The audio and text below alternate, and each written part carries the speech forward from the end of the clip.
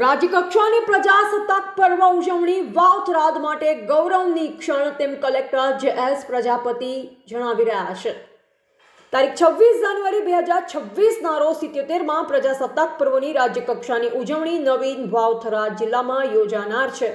રાજ્યપાલ શ્રી આચાર્ય દેવવ્રતજી તથા મુખ્યમંત્રી શ્રી ભૂપેન્દ્રભાઈ પટેલની ગરિમામય ઉપસ્થિતિમાં યોજાનાર આ ઉજવણી જિલ્લાવાસીઓ માટે ગૌરવની ક્ષણ બની રહેશે તેમ જિલ્લા કલેક્ટર શ્રી જે.એસ. પ્રજાપતિએ જણાવ્યું। આ અંગે આજે કલેક્ટર કચેરી થરાદ ખાતે યોજાયેલ પ્રેસ કોન્ફરન્સમાં કલેક્ટરશ્રીએ જણાવ્યું કે તારીખ 26 જાન્યુઆરીના રોજ સવારે 9 કલાકે ધ્વજવંદન કાર્યક્રમ યોજાશે, ત્યારબાદ પરેડ સહિત દેશભક્તિપૂર્ણ કાર્યક્રમો યોજાશે।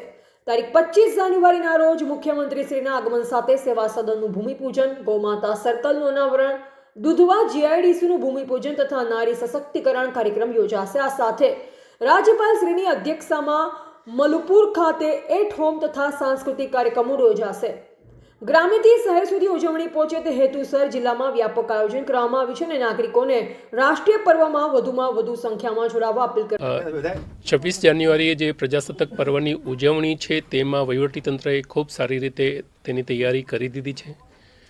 માનનીય મુખ્યમંત્રી શ્રી ભૂપેન્દ્રભાઈ પટેલ સાહેબ અને માનનીય ગવર્નર સાહેબ 25 તારીખે અહીં પધારવાના છે। એમના સવારે 10 વાગ્યાથી શરૂ માનનીય મુખ્યમંત્રીશ્રીના સવારે 10 વાગ્યાથી એ કાર્યક્રમ શરૂ થઈ જવાના છે। તેમના જે મુખ્ય કાર્યક્રમ છે તેમાં મુખ્ય કાર્યક્રમ જિલ્લા સેવા સદનનું ભૂમિપૂજન અને દુધવા ખાતે જીઆઈડીસી એ બંનેનું ભૂમિપૂજન માનનીય સીએમ સાહેબના હસ્તે રાખવામાં આવ્યું છે। તે સિવાય આ જિલ્લાની જે સંસ્કૃતિ છે ગૌમાતા પ્રત્યેનો પ્રેમ, એ ગૌમાતાના સર્કલનું અનાવરણ અને ગૌભક્ત સાથેનો પરિસંવાદ પણ દૂધ શીત કેન્દ્ર ખાતે રાખવામાં આવેલ છે। એ પણ માનનીય મુખ્યમંત્રી સાહેબના હસ્તે એ કાર્યક્રમ કરવામાં આવનાર છે।